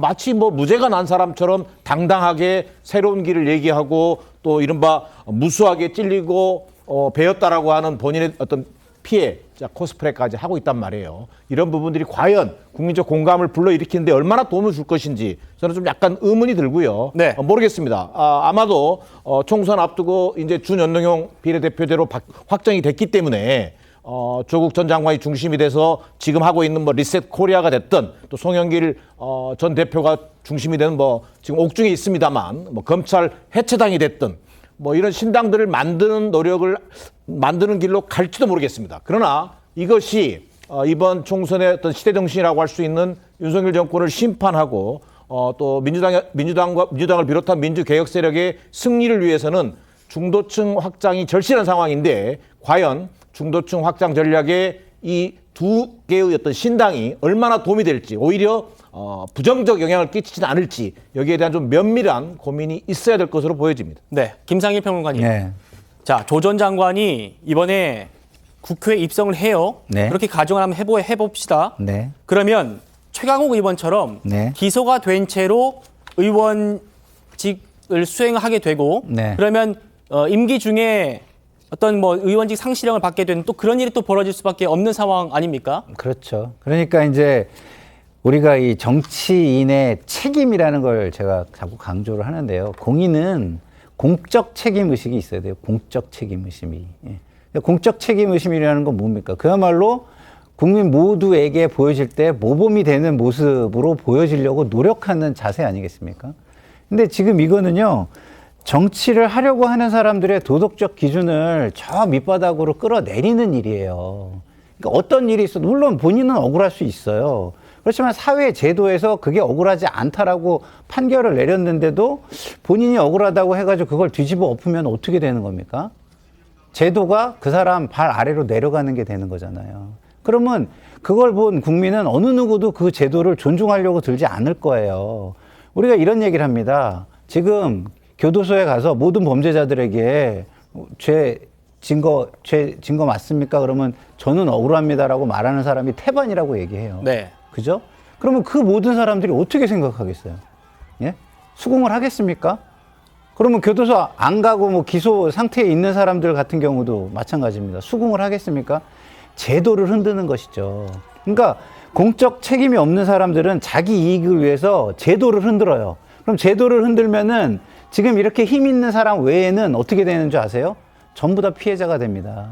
세상이 정글이 되는 것이고요. 힘이 없는 사람들은 이 정글에서 그 자기의 어떤 대응 능력이 상대적으로 낮기 때문에 다 피해자가 될 수밖에 없다. 그렇기 때문에 제발 좀 공인이셨으니까, 그것도 고위직이셨으니까 공적 책임감을 좀 가져주십사, 이런 부탁을 드리고 싶습니다. 네, 지금 저희 패널분들이 하시고 싶은 말씀이 많으신 것 같은데 김현주 대변인께 제가 기회드리겠습니다. 네, 방금 최강욱 의원의 경우를 말씀을 하셨는데, 최강욱 의원은 기소가 된 상태에서 출마를 해서 본인이 국회의원이 되고 얼마 전에 이제 배지가 떨어지긴 했지만 거의 본인의 임기를 다 채웠습니다. 그런데 최강욱 의원과 비교를 해보자면 조국 전 장관의 경우는 만약에 배지를 달게 된다면 더 상황이 안 좋죠. 왜냐하면 그동안에도 1심 결과가 나온 상태에서 북콘서트 일을 하면서 전국을 돌아다니면서 본인의 입장을 얘기를 했었습니다만, 만약에 본인이 이제 출마를 해서 국회의원이 되게 된다면은 지금 기소가 돼서 2심 나오기까지 지금 4년 1개월이 걸렸다가 요번에 1심에서 2심은 1년이 걸렸거든요. 걸렸죠. 그러면 이게 대법 판결까지는 그보다 더 시간이 짧게 걸릴 수도 있다는 얘기거든요. 그렇게 되면 총선 되고서 본인이 배지 달고 얼마 되지 않아서 금고 이상의 형을 받게 되면은 본인이 의원직을 상실하게 되는데 그렇게 된다면 이게 무슨 국민적 소모가 되겠습니까? 보궐선거 또 해야 되고 이런 상황이 되는 거 아니겠습니까? 그렇기 때문에 이것은 기본적인 양심을 놓고 생각해봐도 본인이 언감생심 어떻게 뭐 돌을 들겠다, 돌 하나 들어서는 안 되겠다 이런 이야기를 하는 것인지 저는 이해가 가지 않습니다. 알겠습니다. 자, 또 다른 포인트는요. 이 조 전 장관이 민주당의 비례위성 정당에 합류를 할 건가 이겁니다. 민주당 내부에서도 좀 고민이 큰 것 같은데요. 들어보시죠. 조국 신당도 이 통합형 비례정당에 얼마든지 같이 탈 수 있는 겁니까? 어느 누구도 저희는 분리하거나 배제할 의사는 없습니다. 어느 누구? 상해로 조국 신당이라는 게 만들어졌을 때 구성의 범위를 넓힌다는 그런 가능성이 세계 진보 정당, 나머지 정당들은 아직 창당도 안 되어 있거나 사실 이게 그 원내 진입이 안 돼 있기 때문에 국민적 어떤 대표성이 아직은 충분히 보장되어 있지 않지 않습니까? 따라서 지금 그 말씀하신 그런 정당들과 관련해서는 논의 계획이 아직 없습니다. 자, 민주당이 굉장히 고민이 깊은 모습인데 한동훈 위원장은요. 민주당과 조국 신당이 손을 잡을 일이 생길 거다 이렇게 예상을 했습니다. 이런 위성정당 제도를 통해서 그런 운동권 특권 세력이 더 많이 의원이 될 수 있는 길이 열렸다. 잘못된 제도입니다. 윤정태 민주당 최고위원 같은 경우는 조국 신당에 대해서도 배제할 의사가 없다. 그런 일이 생길 겁니다. 그런 일이 생기는 것이 민의를 반영하는 것이라고 저는 생각하지 않습니다. 정진환 교수님, 자, 이 조국 사태를 두고 그동안 책임론 공방이 계속 있었는데 다시 소위 조국의 강을 건널 것인가 이 논란으로 민주당이 또 시끄러울 수 있을 것 같은데요. 다시 조국의 강을 뭐 건너느냐 마느냐의 논쟁이 일어나는 순간 민주당의 총선 전략은 폭망할 가능성이 저는 높아 보입니다. 지금 물론 조국 신당 얘기도 나오고 여러 신당 얘기도 나왔습니다만 오늘 그 민주 개혁 세력 비례정당을 위한 연석회의를 추진하는 박홍근 의원이 언급했습니다만 일단은 원내 정당으로 제안하겠다라고 나름대로 선을 그은 건 그나마 다행으로 보여집니다. 자, 그런데 마지막 순간까지 이 조국 신당이라든지 여타 정당들과 어떤 스탠스를 취할 건지는 좀 지켜봐야 될 것 같습니다. 근데 애석하게도 한동훈 위원장이 예측을 했습니다만 제 개인적 견해로는 한동훈 위원장의 예측이 틀렸으면 하는 바람입니다. 예. 근데 지금 민주당이 보여주고 있는 정치 방식, 이른바 증오와 혐오의 어떤 팬덤 정치 시대라고 한다면 가장 친화성이 높은 게 소위 이른바 조국 신당과 지금의 강성 지지층이 주도하는 민주당의 모습이 오히려 친화성이 높기 때문에 마지막 순간에 함께할 수 있는 가능성을 배제할 수 없다라고 하는 게 어떤 우려의 포인트로 남아 있습니다. 알겠습니다. 김광선 변호사님. 저는 이제 이제까지 보면 민주당이 아직도 조 전 장관의 미래를 엄청 가지고 있구나 그런 생각이 들어요. 그러니까 총선을 생각하고 여러 가지 보면 당연히 이제 손절하는 게 맞거든요. 적어도 이번 총선에서는. 그런데 장경태 최고위원이랄지 또 다른 사람들이 배제하지 않고 있다. 아직은 계기가 없다. 이런 얘기를 하고 있어요. 그것은 논의할 수 있고 우리가 고려할 수 있다. 그런 얘기로 들리거든요. 그러면 마음속에는 아직도 조 전 장관에 대한 미련이 남아있다. 탄핵을 조 전 장관 조국의 강을 건넜다 어쨌다 말을 하는데 사실은 이제 건너지 못하고 주춤거리는 거죠. 그래서 제가 아까 그 대법원 판결에 대해서 짧게 한 말씀 드리면 요즘 대법원 판결은요. 일반적인 형사 사건이 대법원 올라가면요. 심리하지 않아요. 명백해버리면 바로 심리 불속행 선고해버리거든요.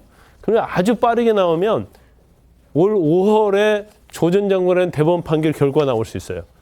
늦어도 6월에 나올 수 있을 가능성이 있거든요. 물론 대법원에서 머문적거리면서 계속 시간을 끌고 가는 것이 아니면 그럼 결과적으로 여기서 조 전 장관이 배지를 단 걸 전제로 얘기를 한다고 한다면 결국 한 달 내지 두 달 있다가 결국 자격을 다 잃게 국회의원으로서 자격을 잃게 되고 또 국회의원 보궐선거 해야 하는 거예요. 근데 그런 것까지 알면서도 조 전 장관과 같이 한다. 참 이해할 수 없는 부분이 있어요. 알겠습니다.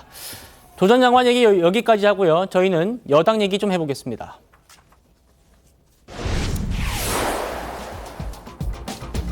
어젯밤 윤석열 대통령이 신년 대담을 했죠. 가장 관심인 김건희 여사 얘기는 뒤에서 따로 또 해보기로 하고요. 먼저 총선을 60일 앞두고 한동훈 위원장과의 관계에 대해서도 언급한 부분을 좀 다뤄보려고 합니다. 영상 먼저 보시고 토론 이어가겠습니다. 네, 저는 뭐 대통령이나 또 당의 그 대표 위치에 있는 사람이나 다 결국은 국가와 국민을 위해서 일을 해야 되는 입장이기 때문에 이런 사사로운 이런 게 중요하지 않고 또 그런 거를 앞세워서 어떤 판단을 하고 이러면 안 된다고 생각합니다. 저는 대통령님과 굉장히 오래된 사이입니다. 그런데 지금은 대통령과 여당의 대표라는 굉장한 공적 지위에서 서로 할 일을 하는 겁니다. 개인적인 관계라든가 이런 문제는 여기서 낄 자리가 없습니다. 어떤 공적 업무를 하는 데 있어서 사적 영역이 관여되는 걸 전 대단히 싫어하고요.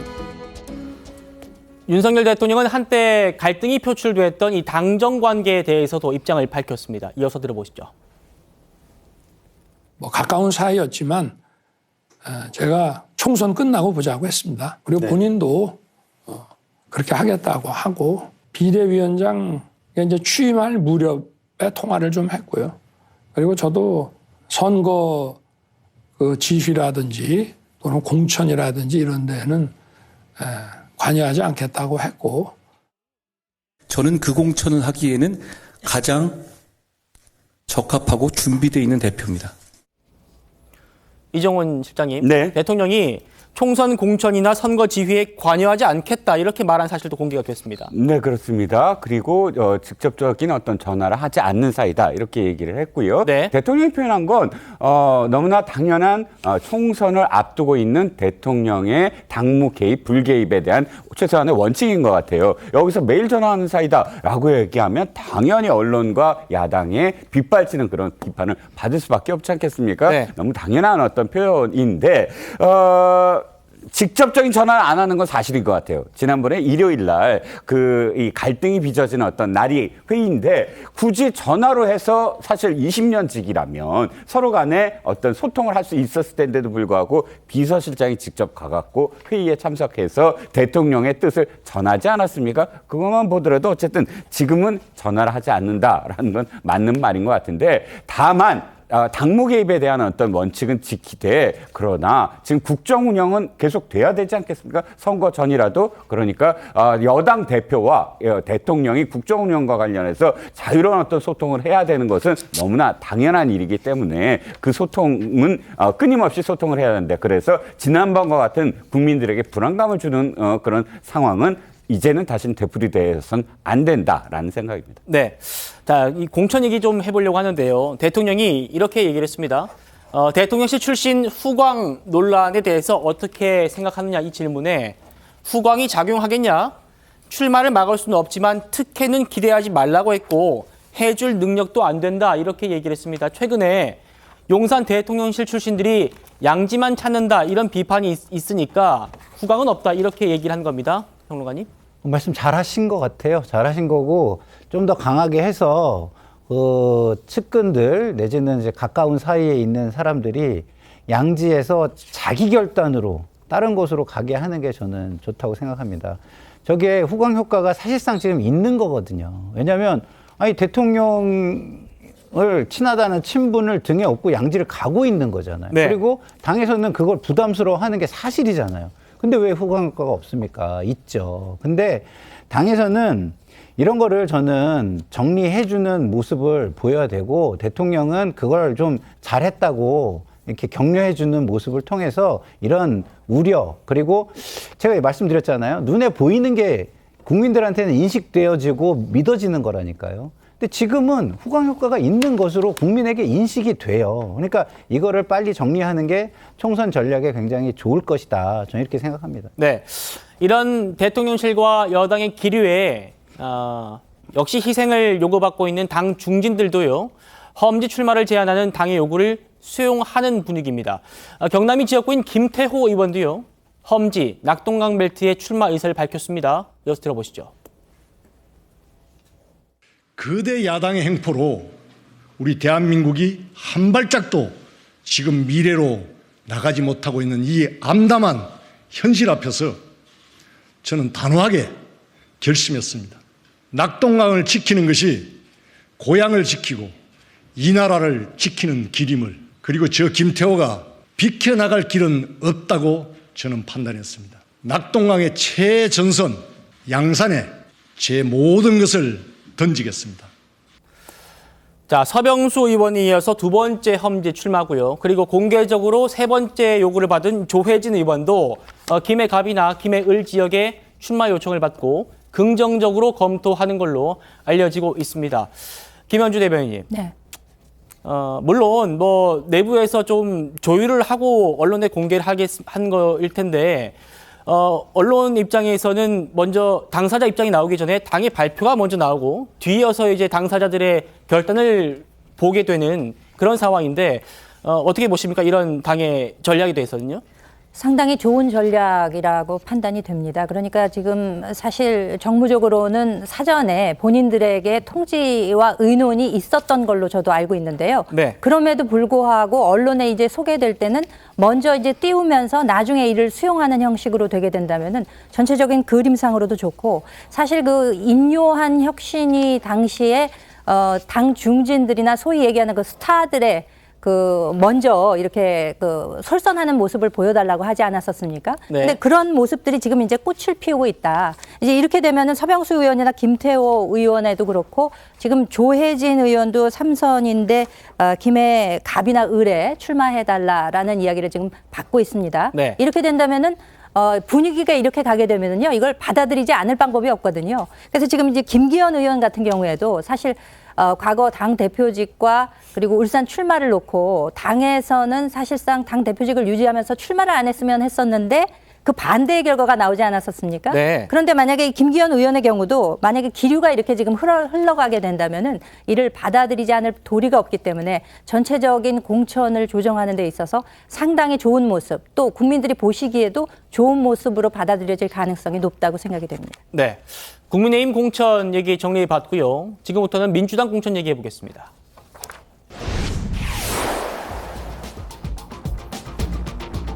이명백 민주당 공관위원장이 언급한 윤석열 정부로의 정권교체 책임론. 여기에 민주당 계파 갈등이 점차 커지는 모습입니다. 먼저 관련 영상부터 보고 오시겠습니다.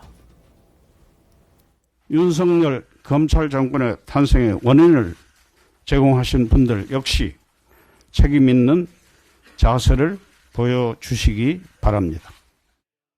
문재인 정부가 정권 재창출을 실패한 거 아니겠습니까? 문재인 정부에서 핵심적인 역할을 했던 분들이 어떻든 책임을 져야 된다는 염치가 있어야 되지 않겠습니까? 최소한 청와대 핵심 참모들은 책임을 지는 것이 염치 있는 일이라고 보고요.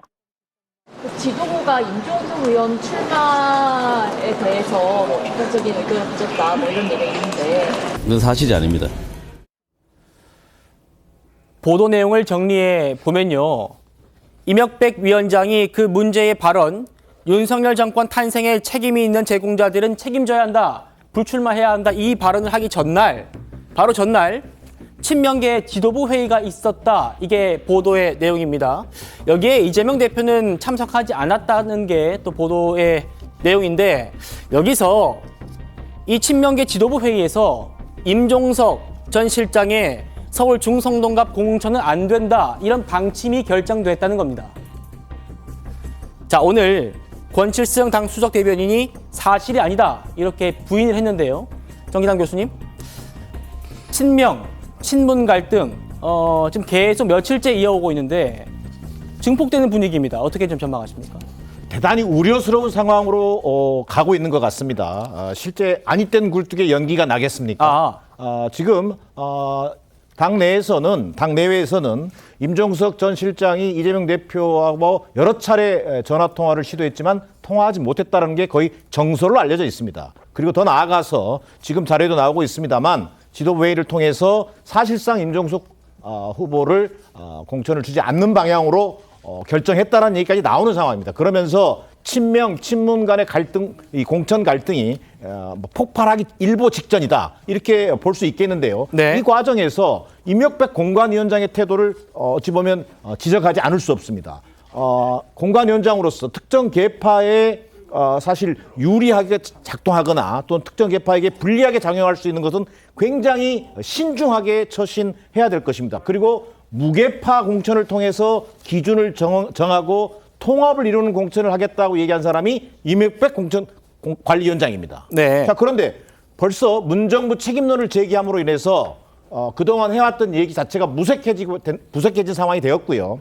더 나아가서 문정부 인사 책임론을 거론하는데 당내에서는요, 이런 비판도 제기됩니다. 네. 자, 지난 대선의 패배의 가장 결정적인 패인의 제일 가장 큰 책임은 누구에게 있느냐? 이재명 대표란 얘기들이 정설처럼 얘기되고 있습니다. 자, 문재인 정부의 책임론이 없다라는 것이 아니라 네. 가장 큰 책임이 큰 이재명 대표를 둘러싸고 있는 측근들이 헌신하지 않으면서 친문 책임론을 제기하고 그들의 용퇴를 끌어낸다면 친문, 친명 간의 갈등이 폭발하면서 총선 전략에도 굉장히 부정적인 영향을 끼칠 것으로 보여집니다. 네. 자, 이 갈등의 중심에 있는 임종석 전 실장 자신의 SNS에 이렇게 올렸습니다. 분열은 필패다. 이러면서요. 당의 지도부와 당직자 그리고 이재명 대표를 보좌하는 분들께 부탁드린다. 여기서 더 가면 친명이든 친문이든 당원과 국민들께 용서받지 못할 거다. 굉장히 센 표현을 썼는데요. 김상희 평론가님. 네. 친명계를 향한 어쨌든 임 전 실장의 경고성 메시지로 보입니다. 네. 여기서 더 가면 친명이든 친문이든 당원과 국민께 용서받지 못할 것이다. 맞습니다. 그러니까 제가 볼 때는 임종석 실장이 저런 말씀을 하시기 위해서 본인이 불출마 선언을 하시는 게 저는 맞다고 보고요. 아, 예. 그리고 또 친명계도 지난 대선과 지선에 책임 있는 분들, 주요 직책에서 책임 있는 분들은 그거에 합당한 책임을 지시는 게 저는 맞다고 봅니다. 그렇지 않은 상태에서 책임이 있는 사람들이 남들을 향해서만 비난을 하는 내로남불. 그러니까 친명이든 친문이든 양쪽 다 내로남불 행태를 보인다면 당연히 이거는 총선에서 폭망각이 나오는 거죠. 그러니까 일단은 본인들의 내로남불 행태를 먼저 해소하고 도덕적 권위를 세운 다음에 남에 대한 비판을 하시는 게 좋겠다 이런 생각이 들어요. 네. 문재인 정부 청와대에서 각각 대변인과 국정상황실장을 지낸 고민정, 윤고원영 의원이요. 친명계를 향해서 반발하고 있습니다. 이재명 대표가 교통정리에 나서야 한다. 이런 얘기입니다. 들어보시죠. 대선 패배가 문재인 대통령 탓인가? 아니지 않을까요? 너는 이 상처 때문에 안 돼. 라고 하는 게 그렇게 해서 얻는 게 뭐냐 도대체. 네. 라는 말씀드리고 싶고요. 그러면 저보고 총선 나오지 말라는 이야기인가. 이 사안을 정리할 수 있는 건 대표님밖에 안 계시지 않나. 정리를 해주셨으면 좋겠다는 그 마음은 좀 듭니다. 이종호 실장님. 네네. 친문계는 지금 들으신 대로 이재명 대표가 이 상황을 정리해야 한다. 아니면 아무도 할 수 없다. 이 얘기입니다. 네, 그렇습니다.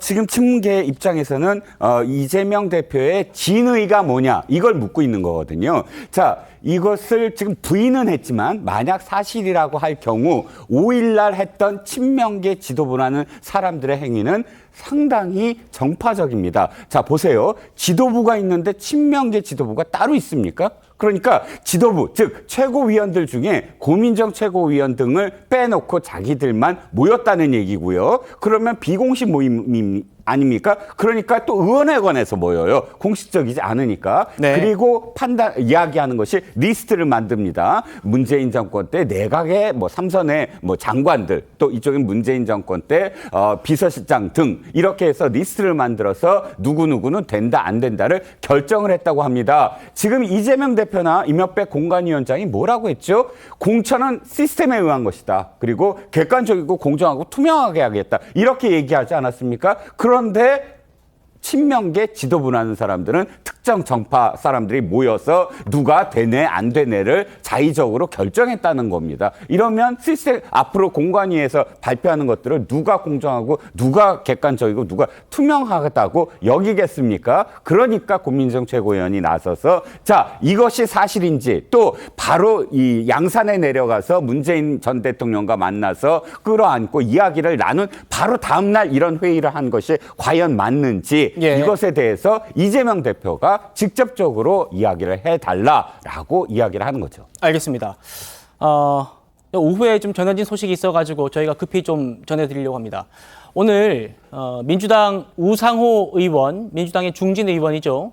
한동훈 위원장의 이 관훈 토론의 발언을 비판하면서 비속어를 써서 좀 논란이 되고 있는 모양입니다. 문제의 발언 한번 들어보시겠습니다. 검사 독재가 만약 있었다면 이재명 대표는 지금 감옥에 있었을 거다. 걸어다닐 수 있었겠냐. 이렇게 얘기를 했어요.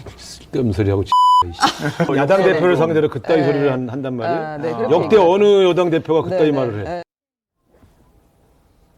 정인환 교수님, 물론 뭐 유튜브 방송에서 한 얘기라고 합니다만 원내대표까지 지낸 당의 중진 의원이 한동훈 위원장을 여당의 대표를 지칭하면서 좀 비속어를 쓴 것, 좀 비판이 좀 나오고 있는 것 같은데 어떻게 보셨습니까? 비속어를 쓴 사실에 대해서 비호할 생각은 추호도 없습니다. 하지만 야당 대표에 대한 최소한의 예우라는 게 있습니다. 한동훈 비대위원장이 지금 사실상 여당의 대표 역할을 맡고 있는데요. 미래지향적인 정책 아젠다를 제시하고 또 나름대로 어떤 총선 승리를 위해서 정부 여당을 제대로 이끌어가는 것은 좋습니다. 그런데 사사건건 야당 대표를 폄하하거나 물고 늘어주기식 발언으로 일관한다면 한동훈 위원장에게도 앞으로 행보에 큰 부담이 될 것으로 보여집니다. 네, 알겠습니다. 국민님에서도 아마 비판 논평이 나오는 것 같은데요. 저희가 추가 소식이 들어오는 대로 또 전해드리도록 하겠습니다. 저희는 윤석열 대통령의 어제 신년 대담 얘기 좀 해보겠습니다.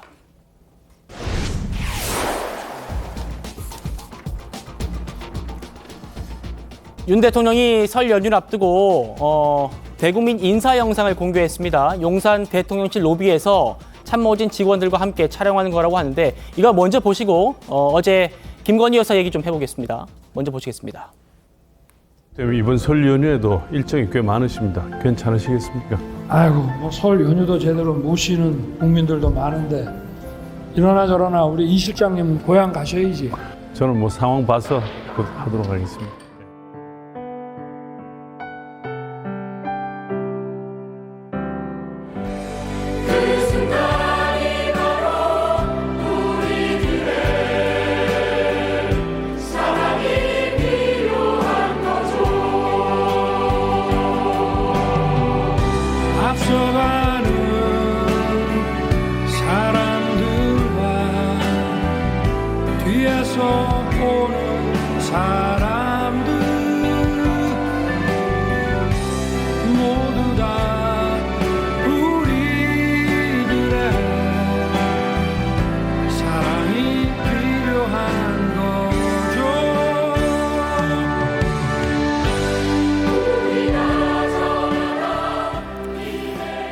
대통령이 직접 노래를 부르면서 청와대 대통령실 직원들과 함께 이렇게 설 명절 인사를 국민들께 올리는 그런 영상입니다. 이관섭 비서실장도 보이고요.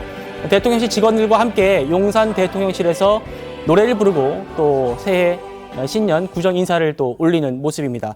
자, 그런데 지금 보셨습니다만 보통 명절 때마다 대통령 부부가 함께 나왔죠. 한복을 입고 이렇게 나왔는데 지금 보신 영상을 보면 김건희 여사가 보이지 않습니다. 오래 등장하지 않은 건데 어제 신년 대담에서도 이 김건희 여사의 명품백 논란에 대한 대통령의 입장이 나왔습니다. 먼저 듣고 오시겠습니다. 앞으로는 이런 일이 발생 안 하게 조금 더 분명하게 선을 그어서 이런 처신을 하는 게 중요하다는 말씀을 드리고 싶습니다. 이슈 가지고서 네. 부부싸움 하셨어요? 전혀 안 했습니다. 대통령께서 진솔한 자기 생각을 말씀하셨다고 생각합니다. 평가는 국민이 하신 것이고 정치 공작은 맞잖아요. 김건희 여사 리스크라고 하는 부분이 이제 더 이상 당에서는 언급될 필요가 없다 이렇게 생각하신다고 알면 돼요. 그렇게 뭐 무슨 리스크다 이렇게 프레임으로 하는 것에 대해서는 저는 공감하진 않고요. 명품백을 명품백이라 부르지 못하는 앵커. 국민과 법 위에 군림하는 오만을 다시 확인시켜줬습니다. 진솔한 사과와 반성을 원하는 국민들을 더 이상 화나게 해서는 안 됩니다. 자, 모두 7분 정도 이 명품백 얘기를 했기 때문에 결코 분량이 적진 않았습니다. 평가를 좀 들어보고 싶은데요. 이종호 실장님 먼저 해주실까요? 좀 뒤늦었지만 국민들이 아직도 모르는 부분들이 있었습니다. 그런 모르는 부분들 누가 어디서 어떻게 왜라는 어떤 측면에서 대통령이 직접 언급한 것은 저는 대단히 의미가 있다라고 생각을 하는데 한 가지 아쉬운 건 그 받았다는 파우치를 어떻게 투명하게 보관하고 있는가 이것도 좀 언급을 했었으면 하는 조그마한 아쉬움이 있었습니다. 예, 김평화님. 저는 이게 이틀 전에 졸음을 참아가면서 한국과 요르단전을 봤던 국민들의 답답한 마음이 이거구나라는 걸 느꼈습니다. 예. 그 듣고 싶은 이야기를 정확하게 해명을 해주시고 그게 문제가 있다면 사과를 해주시는 진솔한 모습이 있었으면 얼마나 좋았을까. 자, 지지하는 쪽에서는 제가 볼 때는 좀 난감하고 아쉬웠을 것 같고요. 중도층에서는 짜증나고 답답했을 것 같습니다. 알겠습니다. 여기까지 토론하고요. 저희는 1분 뒤에 돌아오겠습니다. 네, 저희는 내일도 오후 5시 10분에 찾아뵙겠습니다. 여러분 고맙습니다.